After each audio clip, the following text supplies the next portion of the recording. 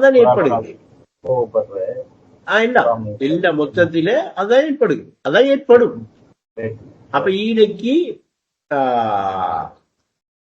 இதயம் சுத்தி பெறுவது இல்ல, பௌதீக ரீதியான விஷயங்களை உள்ள நினைவுபடுத்திக்கிட்டு அன்றாடம் இருக்கிறதார். இதே விஷயத்துல அன்றாடம் ஆனந்தமாக ஒரு வாழ மாட்டேன்.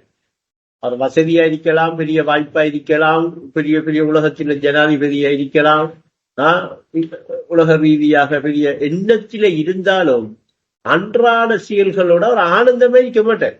ஏனென்றா அவர் உள்ளத்தில இந்த பிரச்சனைகள் எந்நேரமும் என்ன செய்யும்? பௌதீக ரீதியான சம்பந்தப்பட்ட நினைவுகள், நினைவுபடுத்துற விஷயங்கள் எல்லாம் நடந்துகிட்டே இருக்கும். அவருடைய இதயம் சுத்தி பெறார். ஆனா இவரு உடல் ரீதியாகவும் எங்க வாழ்றாரு? வெளிப்படையா பௌதிகத்தில. உள்ளம் உள்ளம் என்கிற ரீதியால எங்க வாழ்றாரு? அப்ப முழுமையா இவரு பௌதீகத்தோட நின்று வாழ்ந்துட்டு இருக்க. இவர் இதயம் சுத்தி பெறார். ஆனா இவர் இப்ப பௌதீகத்தோட நிக்கிற வாழ்க்கையை விடையும் கூட. ஆனா தினமும் திக்கிறலையும் ஈடுபடணும், தினமும் நினைவுபடுத்துவதிலையும் ஈடுபடணும். இதயம் சுத்தமும் ஆகணும். புரிய வருதா? இப்ப அது பௌதீக ரீதியான விஷயத்தில இதுவரைக்கும் யாருமே நாங்க சுத்தமாயிட்டோம், சுத்தமாத்தான் இருக்கேன்னு வாயால சென்னதுக்கு அங்க சுத்தம் இல்லை, நமக்கு பின்னாலாங்கால போயின்னு செய்வார். அவருக்கு இன்னைக்கு பாப்போம், அவருக்கு இன்னைக்கு பாப்போம். ஆனா வந்துட்டா இல்லையா? அவருக்கு சந்தர்ப்பம் இருக்கு. அது இப்ப சும்மா நான் அவரை கண்டுட்டு நடந்துக்காக தான் பேசிட்டு இருந்தேன். வந்து மாட்டு வரான்னு அவன் பார்த்துப்போம். சுத்தமாயிட்டா ஒஸ்தாது சொல்றாங்க ஒரு இடத்துல, ஒரு பேச்சில, ஒருத்தன் நமக்கு ஒரு தவறு செஞ்சிட்டான்டா, சரியா, அவனை திரும்ப நமக்கு காணப்புல அவன் செஞ்ச தவறு நமக்கிட்டனா அவன் வரக்கூடாது. அவன் இப்படி ஒரு தவறு நமக்கு செஞ்சிட்டான், செஞ்சிருக்கானே ரெண்டு அவன் வரக்கூடாது.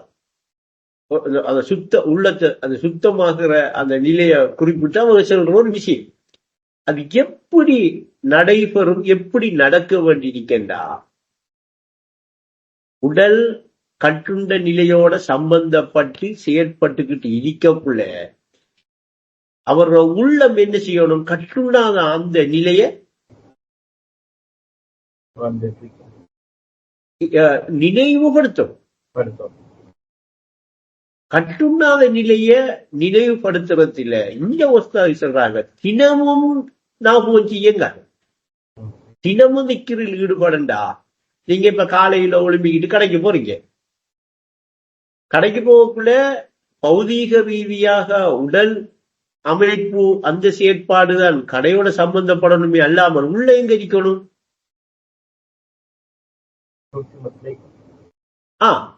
அது ஏகமா இருக்கிற அந்த நிலையில ஞாபகப்படுத்திக்கணும். இப்ப அப்படி ஞாபகப்படுத்திட்டு இருந்தா இவர் படுத்து ஒளிம்பி போறாரா, இல்ல இன்னும் அந்த நிலையில இருக்காரா? ஒழும்பல்ல அவர் உடல் படுத்தொழும்பும் அவர் அது அது இனி உறங்கி விழிக்குது. அவர் உறங்கையும் இல்லை, விழிக்கையும் இல்லை என்ற இருப்புல இருப்பாரா? இல்லையா? இருப்பார். இப்ப அதே மாதிரி ஒரு ஆபீஸுக்கு போறவரு காலையில ஒழும்பக்குள்ள ஏகமாக நான் இருக்கிறேன்ங்கிற அந்த உள்ளத்தால நினைவுபடுத்துற அந்த நிலைய திக்ர் செஞ்சுக்கிட்டு ஞாபகப்படுத்திக்கிட்டு தினமும் செய் என்று சொன்ன இந்த தினமும் செய்கிற நிலைக்கு கொண்டாந்துட்டாரண்டா, அவர் ஆபீஸுக்கு போவார், எல்லாரோடையும் கலப்பாரு. அவர் ஒருத்தன் தப்பு செஞ்ச முன்னுக்கு வரும், அவருக்கு ஞாபகம் வருமா?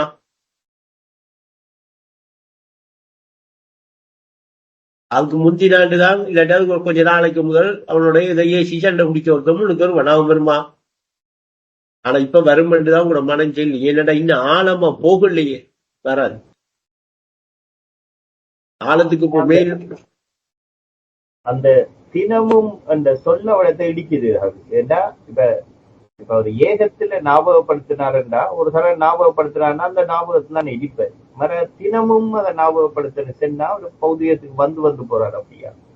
எக்கணமும் இல்ல, அதாவது இப்ப அவரு எக்கணமும் ஞாபகப்படுத்திக்கிட்டே இருந்தாருன்றதான் சினமும் ஞாபகப்படுத்துறதுன்னு அர்த்தம் வரும்.